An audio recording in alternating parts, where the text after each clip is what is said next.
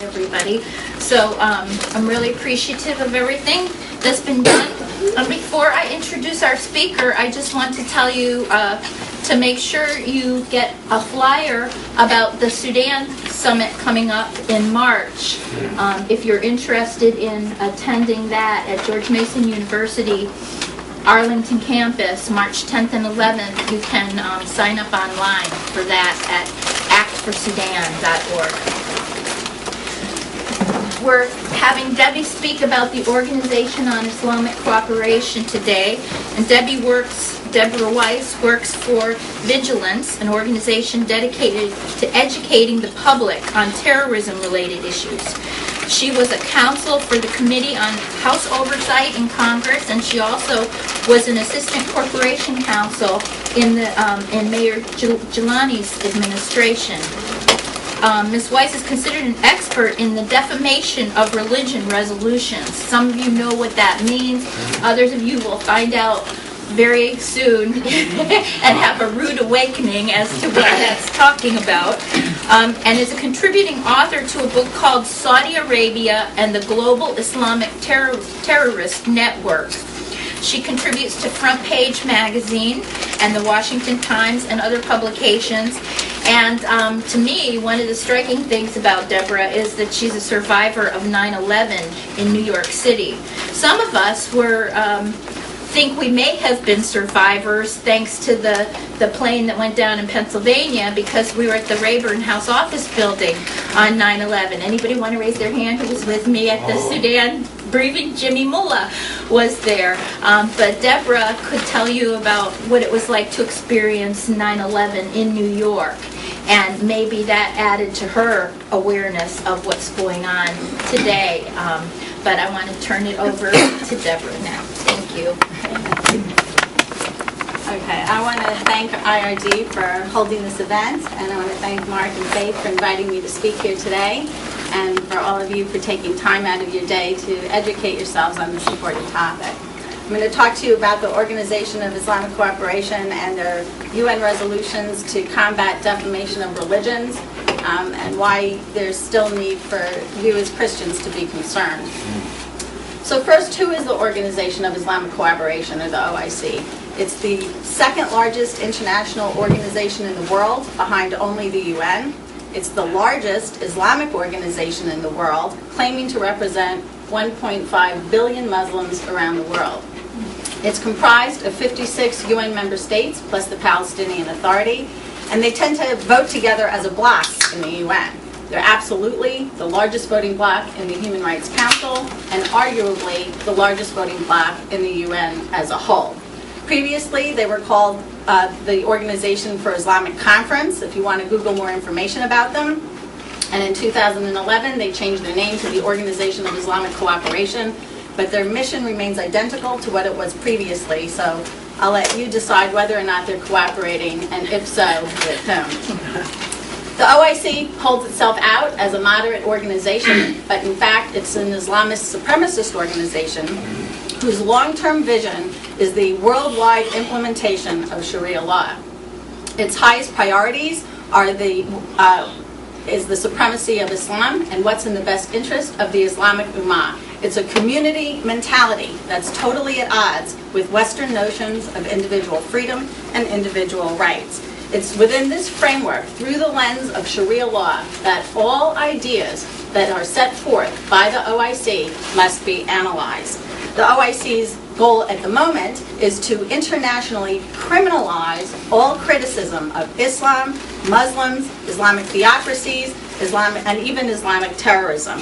The OIC uses primarily legal instruments to achieve its goals, such as UN resolutions and EU parliamentary legislation, as well as multilateral and international conferences. It presents the language in a watered-down form in order to achieve its goals gradually and incrementally. Under the guise of responsible speech, sensitive speech, or politically correct speech, what the OIC really wants to do is to stifle your freedom of speech. The first resolution I'm going to discuss with you today is called Combating Defamation of Religions. I'll just call it Defamation of Religions for short. Originally, this resolution was titled Defamation of Islam, but when it failed to get sufficient support, they changed the name.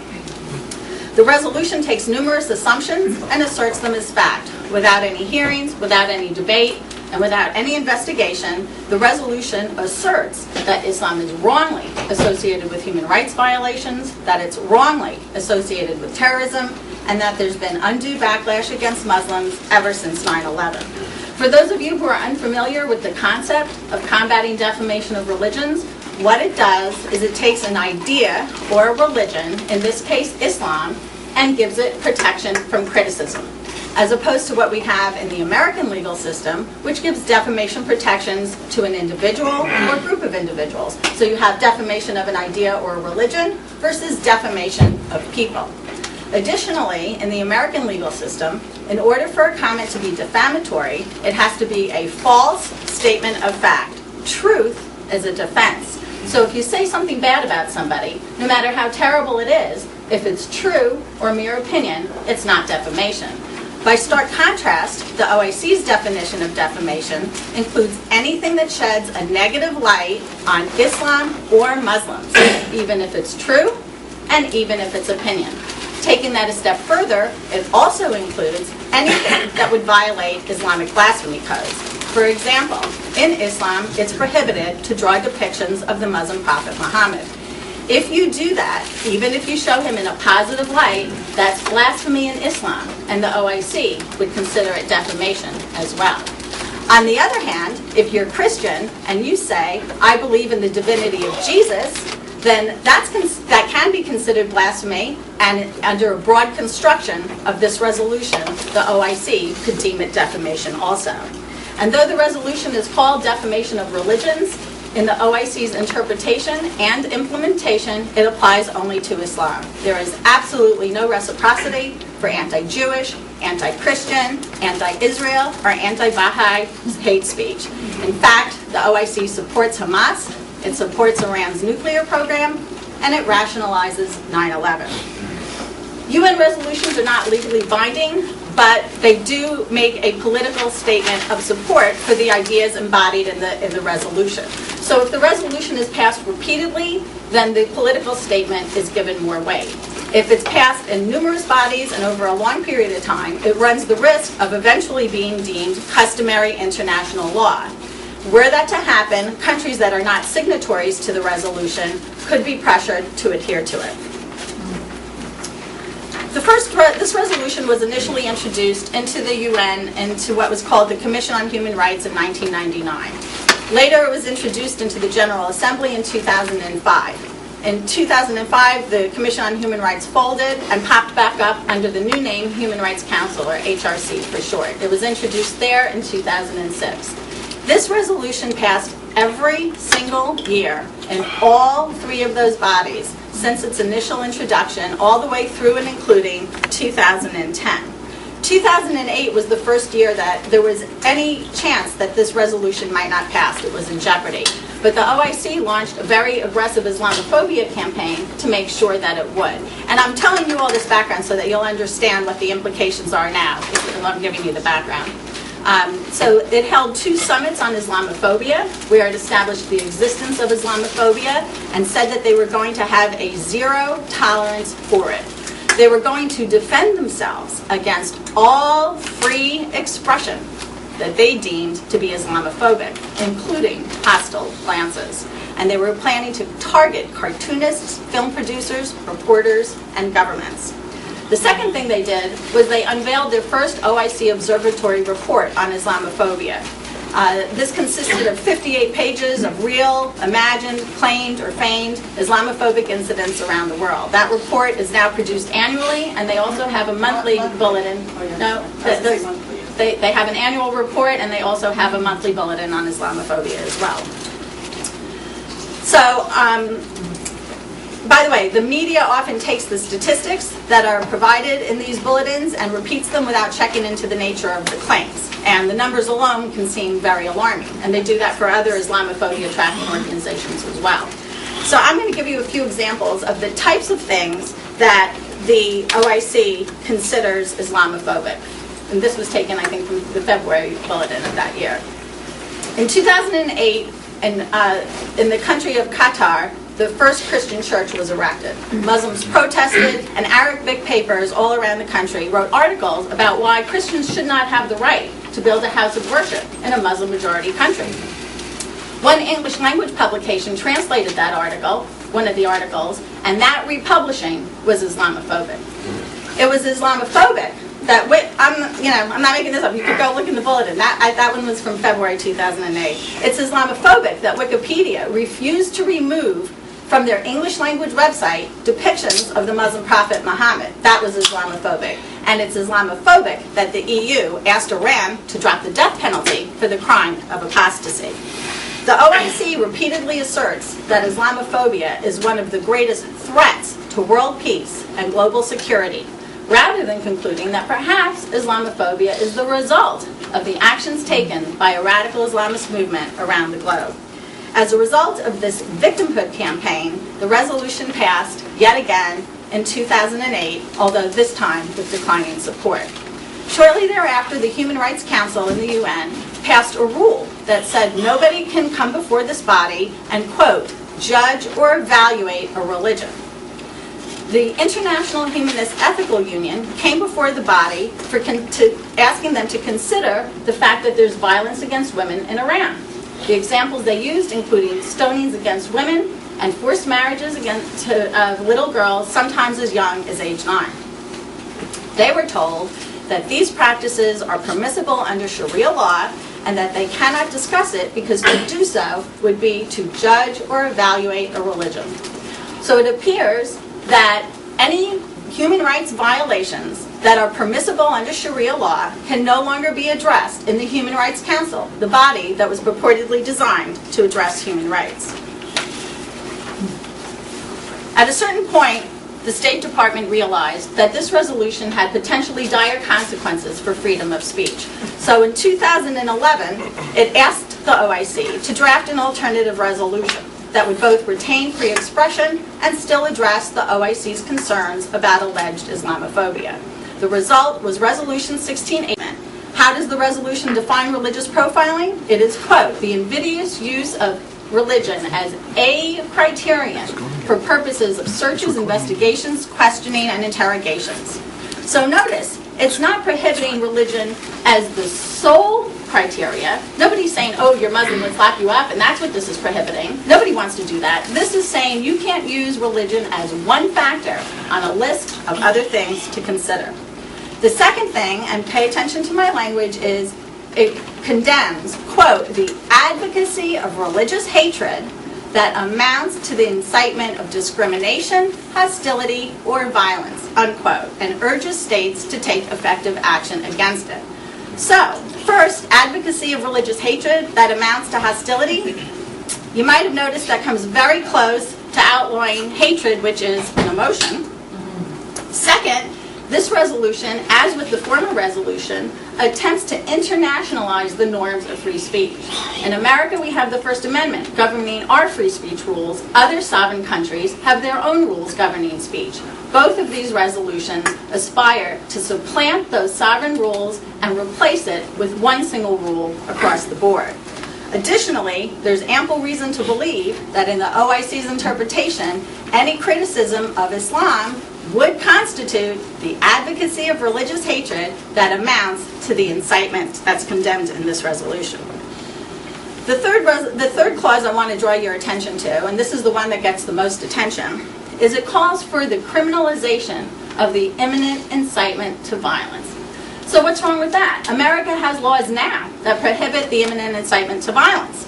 Well, as it turns out, the OIC has a totally different interpretation of the word incitement. In America, we use what's called a content-based test, and the OIC wants a consequence-based test. So, for example, if I say to you, I hate Joe, and I want you all to get together tomorrow at 2 o'clock and kill him, and then you all do that, you will be responsible for murder, and I will be responsible for my comments, because the content of my language encouraged or incited the violence. That's a content-based test. On the other hand, the OIC wants a consequence-based test, and the example they use most frequently is that of the Danish cartoons. If you recall, in 2006, there was a series of depictions of cartoons of the Muslim prophet Muhammad. Subsequently, riots ensued all across Europe, all across the Middle East. The Danish embassies were trashed, people were killed, and mayhem ensued. The OIC would say that those riots were the consequence of the cartoons. But I think you'll agree with me when I say that while those riots were subsequent, there was nothing inherently consequent about it. If you have the Judeo-Christian values of personal responsibility, where does the responsibility lie? Does it lie with the person who commits the violence, or does it lie with the person who happens to make an offensive comment? There are a lot of problems with the consequence test, as you might have noticed. First is it shifts the responsibility. Oh, and I want to compare it also to how did Christians respond when they had that artwork of the cross put in urine? Or in the Brooklyn Museum of Art, they had a painting of the Virgin Mary with cow dung thrown on it. And that whole case went to the Giuliani Corporation Counsel's office also when I was there. Christians didn't go around committing violence and killing people and rioting. They wrote letters to the editor, they wrote op-eds, and they contacted Mayor Giuliani asking him not to support the Brooklyn Museum with taxpayer dollars. So this resolution, this interpretation of the consequence test shifts the responsibility from the violent actor to the person who just happens to make an offensive comic, cartoon, film, or whatever. The other thing about it is it's a retroactive law. Your words, comments, cartoons, or films are totally legal until later on somebody chooses to respond to them in a violent manner, and then retroactively your comment was criminal. But most importantly, in effect, using the consequence test has the effect of enforcing the concept of combating defamation of Islam, the exact concept that this resolution was purportedly designed to defeat. It's also important to note that in the OIC's definition of Islamophobia is anybody who defames Islam. Anybody who defames Islam is an Islamophobe. So you can see from the overly broad definition that they have of defamation that they also have an overly broad definition of the word Islamophobia. It connotes much more than the American notion of mere bigotry or prejudice.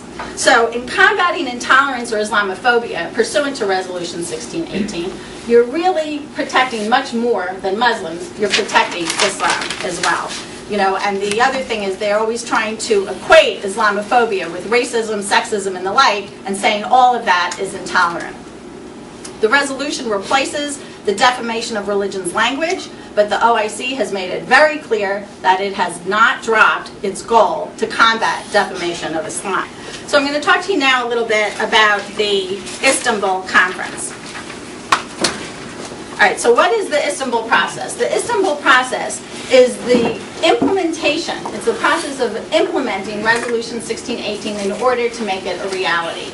Well, despite the fact that there is absolutely nothing in the resolution that mandates this, and it's contrary to leaving UN resolutions in the norm of the theoretical.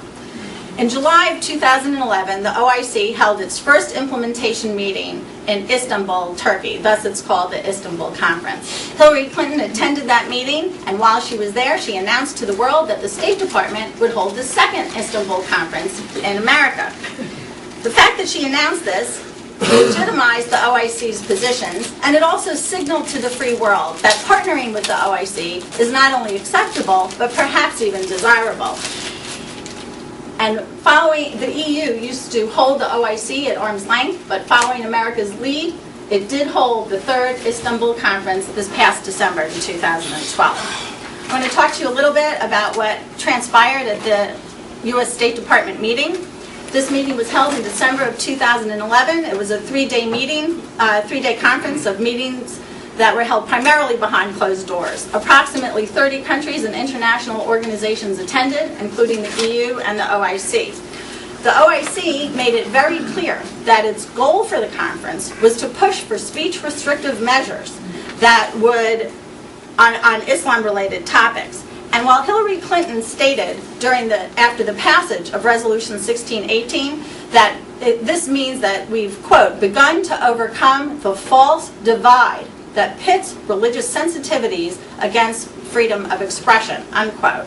So if she did have a concern about retaining free expression before the resolution, and I believe she did, then somehow by the time that the conference came around, the entire focus moved from protecting freedom of speech to protecting religious minorities. More specifically, the focus was on protecting Muslims in America and in the West, as opposed to protecting the truly persecuted religious minorities in the OIC countries. As you probably all know, the Coptic Christians in Egypt have been persecuted for eons, and now there's a virtual genocide against them. Are there any Jews in Saudi Arabia? I don't know, but if there are, they're denied citizenship. Islam and the Saudi Arabia government's interpretation of Islam is the only legal religion to practice in Saudi Arabia.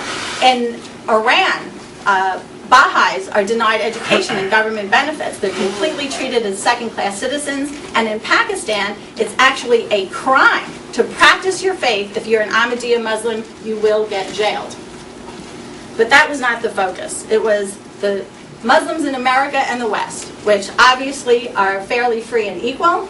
And though Hillary Clinton said that she was not going to push for the enactment of speech restrictive laws, such as the European hate speech style laws, and she extolled the virtues of free speech, she quickly followed it up by saying that, quote, the U.S. advocates for other measures to achieve the same result, unquote. Those other measures included interfaith dialogue and, quote, the good old-fashioned techniques of peer pressure and shaming, unquote. Hillary Clinton seems to have a fundamental misunderstanding of the principles underlying the First Amendment. The First Amendment was designed to encourage robust political debate and to flesh out minority viewpoints. It wasn't intended for some people to use their free speech rights to tell other people to shut up, because that's a more effective means of silencing them than using speech restrictive laws. I assume that most of you in this audience support the notion of free speech. But even if you don't, is it the proper role of the State Department to use peer pressure and shaming to stifle the speech of Americans with whom it disagrees? No, I think not. Hillary Clinton says that she wants to, quote, bridge the divide that separates different faiths and different cultures. The problem is the bridge of tolerance flows in only one direction, toward the Islamization of the West and the ever-shrinking of free expression. Many people believe that this will never be a problem in America because we have the First Amendment, and certainly we're not going to lose our First Amendment freedoms tomorrow. But if you look around the globe and throughout history, freedom is the exception, it's not the rule, and we tend to take it for granted. The process of losing freedom can occur slowly and gradually. It's not always in a violent coup. If the public is not made aware of the threat to freedom and can't name it by name, then by the time they wake up, it might be too late. So I'm going to briefly go over with you what I see the process of losing our free speech rights. First, the OIC will always say we should have responsible speech. Free speech comes with duties, so we'll say we have to have sensitive speech, politically correct speech, or responsible speech. In other words, self-censorship, and that is the first stage. The second stage is government agencies or institutions such as universities issue guidelines, speech restrictive guidelines and policies.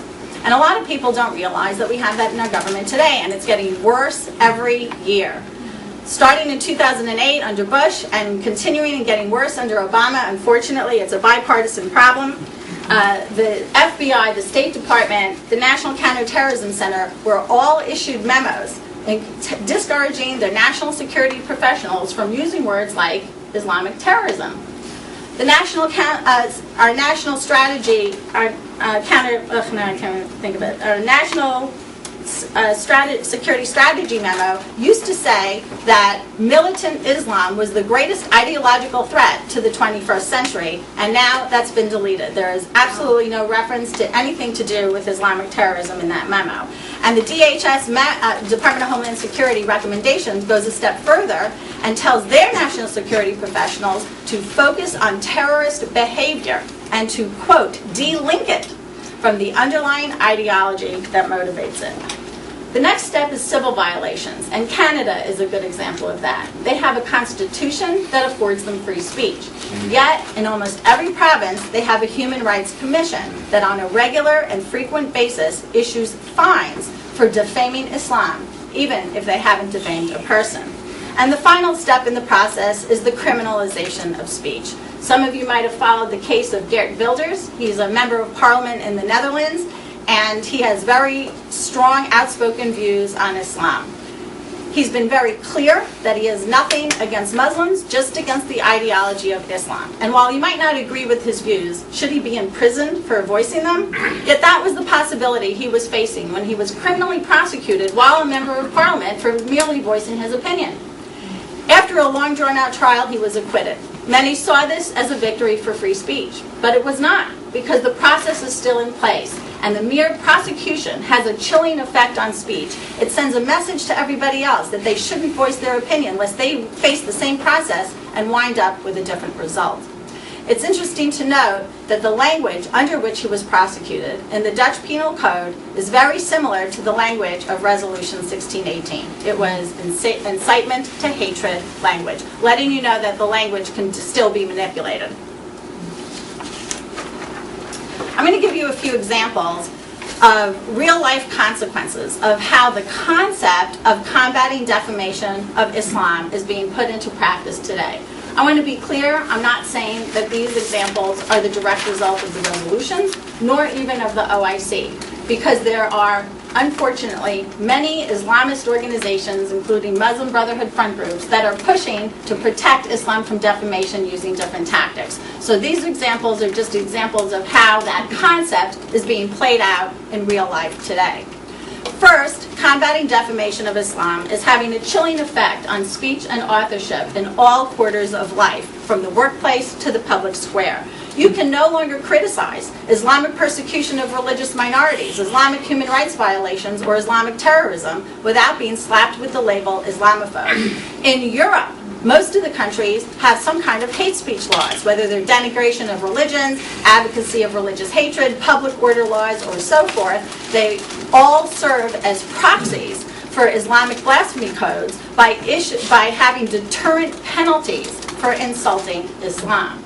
In America, if you have an event or a book with an author, a speaker, or a prayer leader, prayer events even, then with increasing frequency, those events or prayer events or books are getting canceled.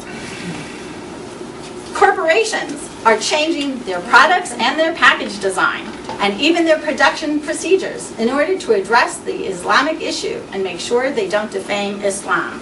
And in some cases, due to fear of lawsuits, either real or conjured up, employers are giving special preferences to Muslims, basically exempting them from the laws under which the rest of us have to live. If this is a subject that interests you, you can Google what's going on in Minnesota with EEOC claims. The FBI, the Department of Homeland Security, the Department of Justice, the National Counterterrorism Center have all rewritten their training programs in the last year and completely deleted all mention of Islamic terrorism.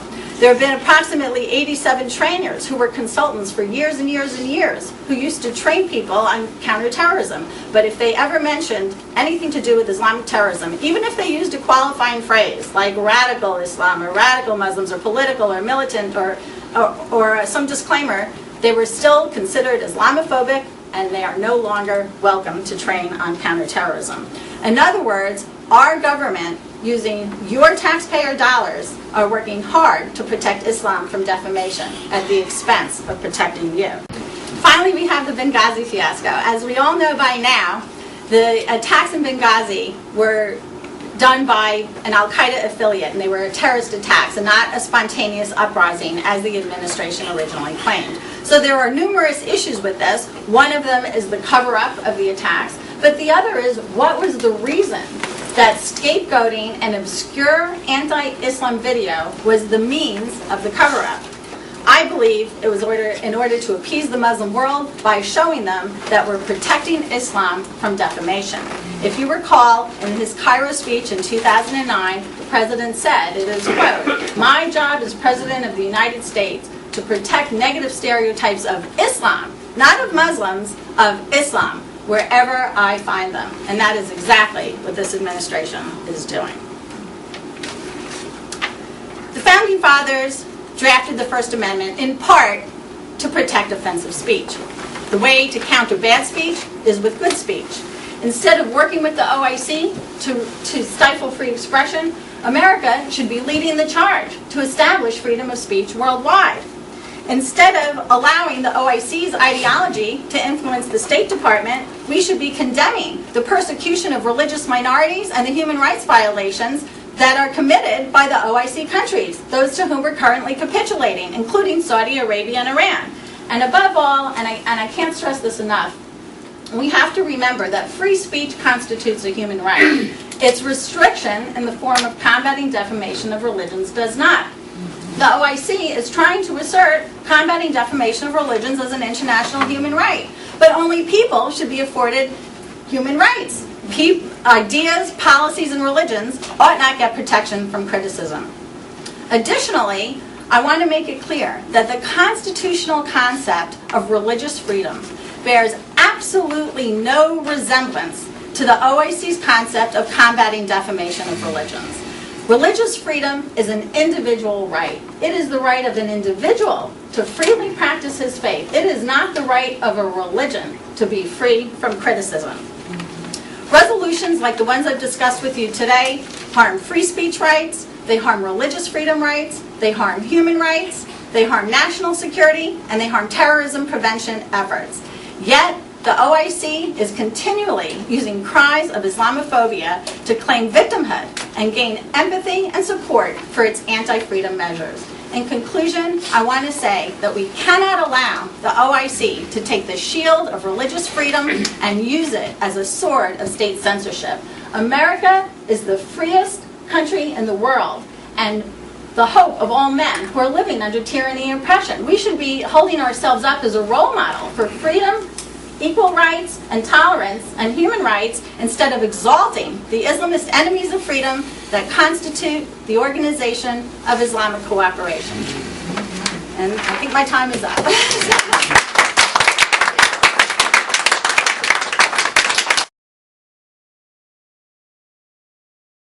Brim secondhand that at the last set of meetings there was an indication that the OIC was going to shift its policy from a focus on Islamophobia to a focus on hatred of Islam. Right.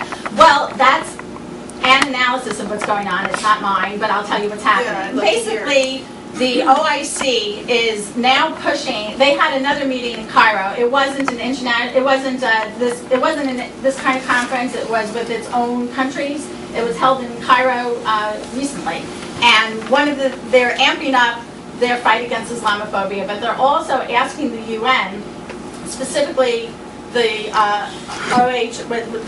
the Office of the High Commissioner of Human Rights. I'm sorry? OCHCR.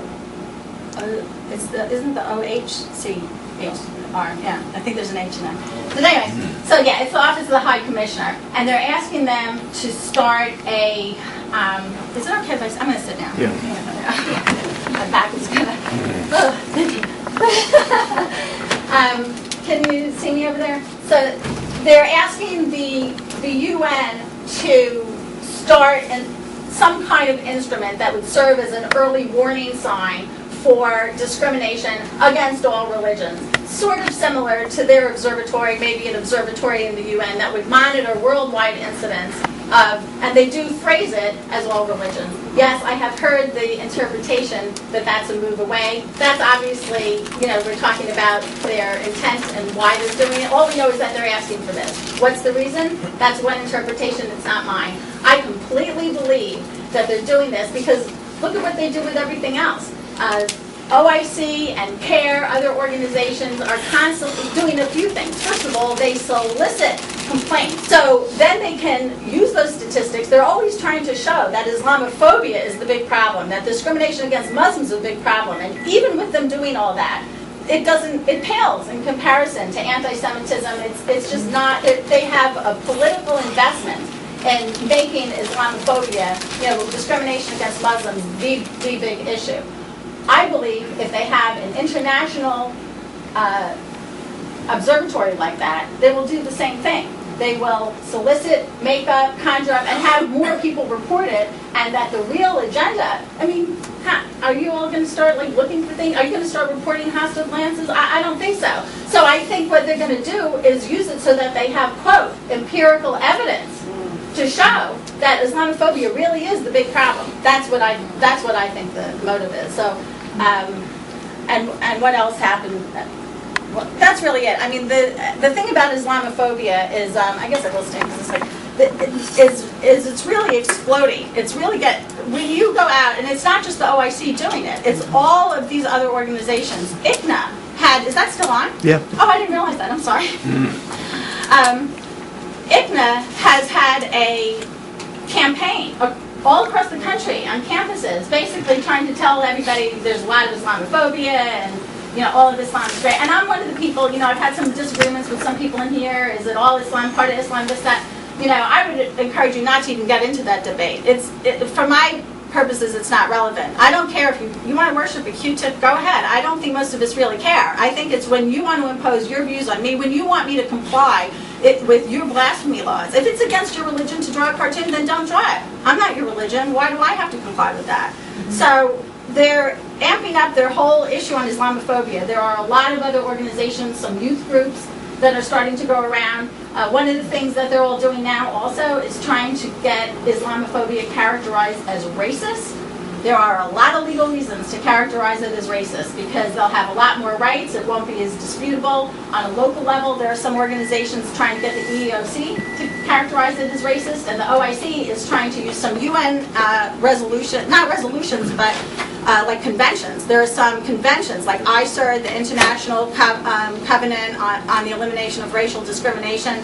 They're trying to get it amended so that it'll say, that it'll include Islamophobia, and those conventions are binding for the people, for the countries that ratified it. So those are the two things. You have to be careful when you hear your churches have interfaith dialogue. I would strongly encourage you to try to educate your pastors, your reverends, and if that doesn't help, then try to educate the other members of the congregation, because if they all start leaving, then the pastors will listen. But they are having these interfaith bullcrap seminars, excuse my French, but that's what they are, where they're basically, first of all, they never define it. They work on the assumption that it's the same, and they'll start giving you examples. Oh, the Catholic discrimination isn't that terrible, and the Jewish discrimination isn't that terrible, and then they work on the assumption that what you all have a problem with is the fact that they want to worship to Allah 5 times a day in their mosque. I don't think that's it. I think the problems that most of us have issue with are the persecution. If you look at the OIC's Cairo Declaration of Islamic Human Rights, that'll tell you what they really believe. They did not want to sign the UN Declaration of Human Rights. And I've been criticized for pointing this out because there are a lot of conservatives who don't believe in that. But I'm not talking about all the phrases. I'm specifically pointing out that it is a religion-neutral doctrine that presumes people of all faiths are equal and that people who are men and women are equal under the law. That is not what the Cairo Declaration says. It is not a religion-neutral doctrine. It believes in the supremacy of Islam. It believes in different rights for men and women. And any rights that it gives, for example, free expression or freedom of religion, are confined to what is permissible under Sharia law, which basically nullifies it. So what it gives with one hand, it takes with the other. And even though it's called the Declaration of, Cairo Declaration of Islamic Human Rights, when you read it, it really reads like a list of obligations to the religion of Islam as monitored through the state. So the word Islamophobia, by a lot of people in this country, without asking what it really is assuming it's bigotry against Muslims. And they don't understand that for the people who have a problem with all this, like me or some of you here, I recognize your faces, it's not because you care if someone has a different religion. It's because it's become a political ideology, and I think it's important for us to make that clear, that it's when it crosses over into the political and infringes on my rights, that's when there's a problem. And the second thing is they also don't understand how the OIC and the Muslim Brotherhood front groups are defining Islamophobia. It's like if you don't have your second-class citizenry, if you're not treated, if you don't comply with their rules, then you're Islamophobic. The EU asked Iran to drop the death penalty, that's Islamophobic. Do the people who are having these interfaith dialogues understand that they're supporting this?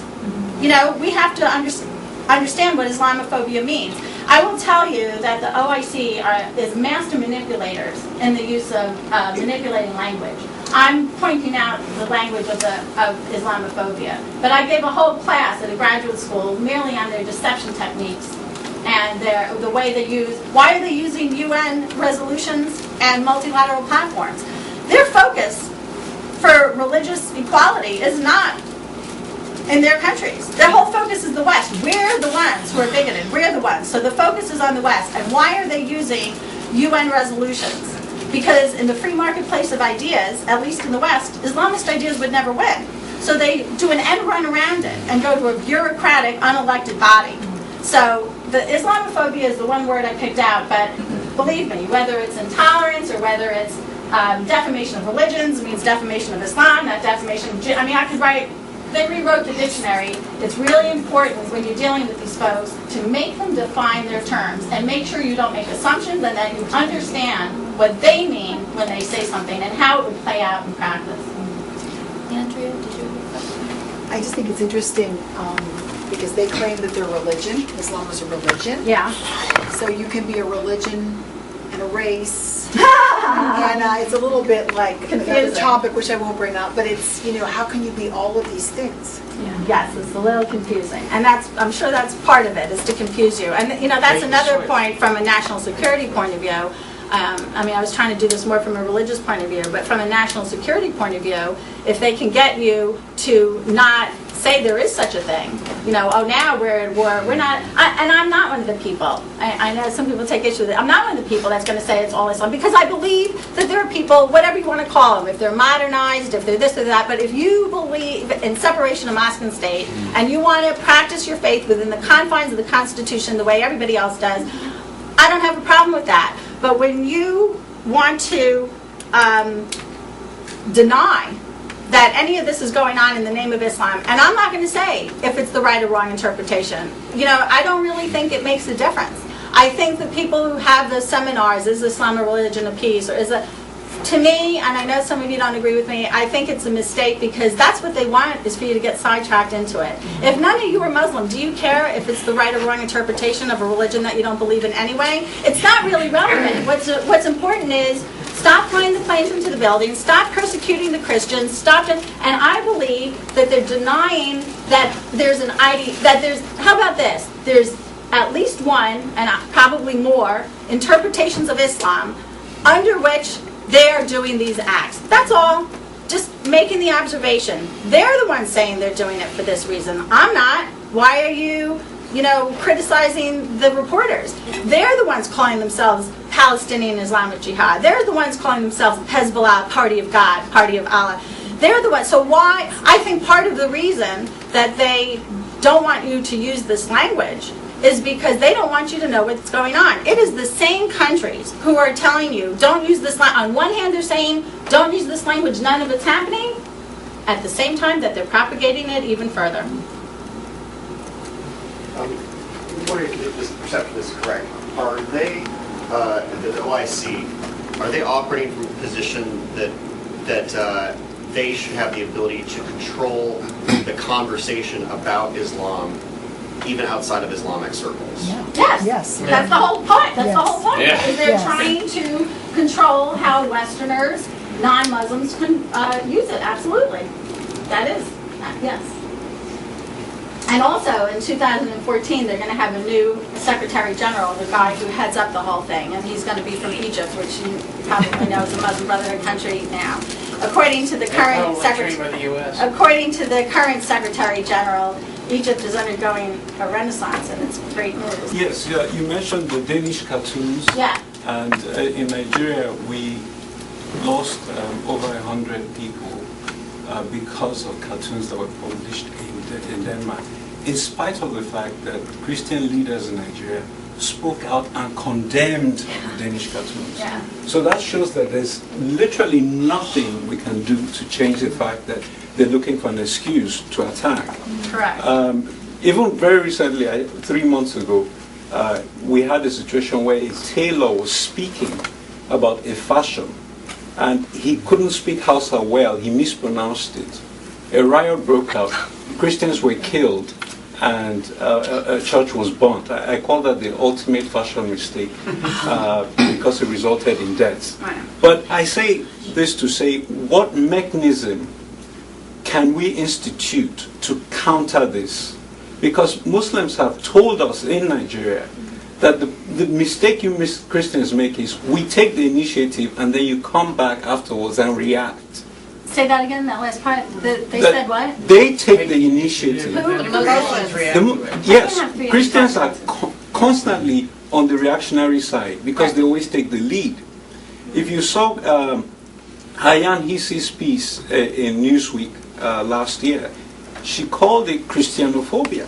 Yeah. But they're way ahead of us because they've created Islamophobia, so we're playing catch-up when really we are the ones who should be driving this issue. So what institutions, what mechanisms can we introduce to ensure that this massive killings under the pretext of, I mean, are you saying in blasphemy? Nigeria or in America? 'Cause I mean, this is now a global phenomenon. yeah. Well, I mean, at least in America, I mean, since I'm more focused on that and more... Listen, I've had people come to me and say, how can we make the Muslims change their mind? I'm like, have you been married? I mean, it's hard to change somebody else. You can't change one person. You're not going to change all these people. But I think what you can do something about is don't let them change you. Why don't we start there? Let's focus on who we are. We stand for freedom. We do stand for equality.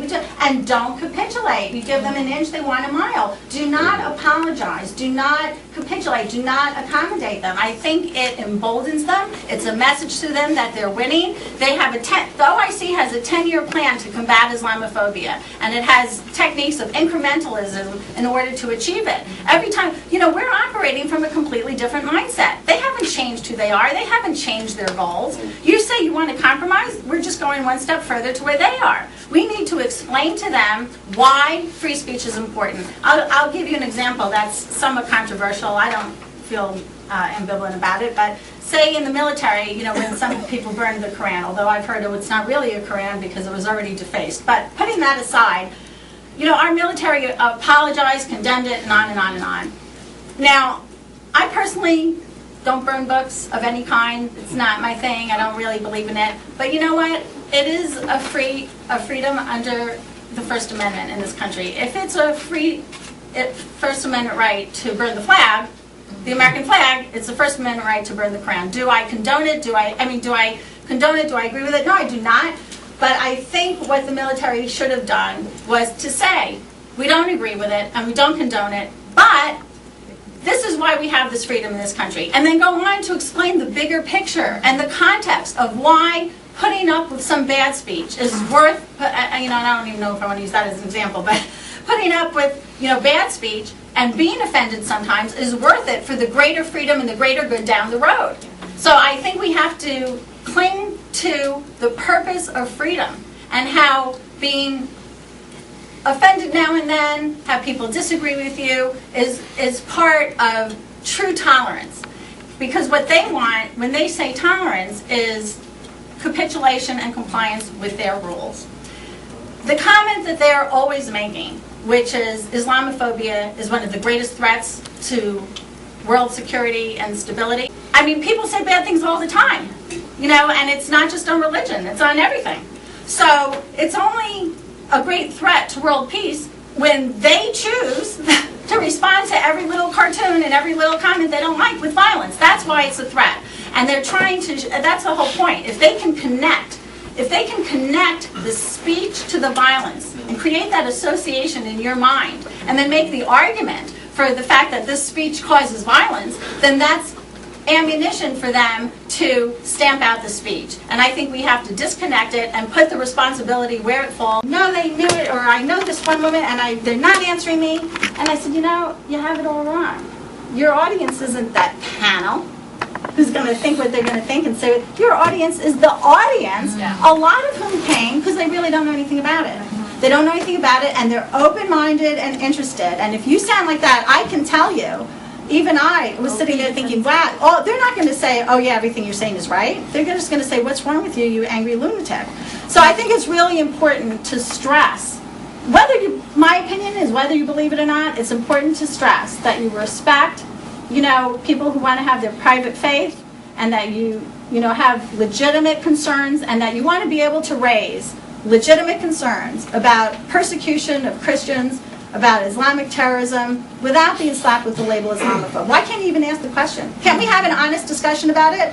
I believe there's such a thing as and by the way, the OIC denies that there's any religious persecution in the Muslim countries. Okay? So while Iran is holding Pastor Saeed in jail as I speak, right, for the crime of apostasy. So I think it's really important to watch your tone and realize who you're talking to and just raise a question. Shouldn't we be allowed to have a discussion about this? You know, counter it, whether it's an interfaith dialogue or the schools. I think, and again, I don't have the car, but I think somebody should go to Georgetown, and you can't really interrupt the class, but on their way out, give out flyers for a competing class or a competing seminar or even a little fact sheet. So whenever they're having it, just don't let them get away with it and not even have it questioned or countered. I think that would be a good start. And to try to label it, and also to expose those groups, you know, ISNA, CARE, like whoever they are. If you can go to their seminars and hear some of the stuff from the horses and expose who they really are. They'll hold themselves out as one thing, and they're really another. They'll say one thing to one audience and another thing to another. Or they'll say one thing while they're doing exactly what they're telling you doesn't occur. So. This has been great, Deborah. Destiny and I had the pleasure of attending the last day of the summit that Hillary had last year. And one of the things that was interesting was that there were people there that didn't know why they were there. And this a Central and South American, we'll leave it at that. She and I both spoke to these individuals. No real Muslims in their country, no problem with Islamophobia. And that goes to the point that she's made, that they are co-opting people of other countries that you would think are completely unrelated and uninvolved. They're getting everyone involved, getting everyone to buy in. We went into a room and they were all the place cards around for the countries. And that's the problem. There's not enough challenging. We're focused, yes, on America, but Central and South American countries are buying in and giving support as well. And it's harder in Europe because they've already signed on to some of the conventions where they have the hate speech language. So the other thing the OIC is doing now is they're trying to come up with even more legal instruments that they can use to achieve their goal. And one of the things they do is they use language from pre-existing legal instruments that countries have already signed off on and might change it a little or try to apply it in a way, and then it's harder to say no because people will say, well, you know, we signed it before. But the OIC Secretary General's definition of Islamophobia, just so you know, is, quote, any anti-Islam or anti-Muslim attitude or activity, unquote. That's a quote from a Turkish paper. So you see, when he says it, he's not talking about just violence or just discrimination, and he's not even just talking about speech, but any thought or attitude as well. And the OIC's goal is to eradicate all manifestations of Islamophobia.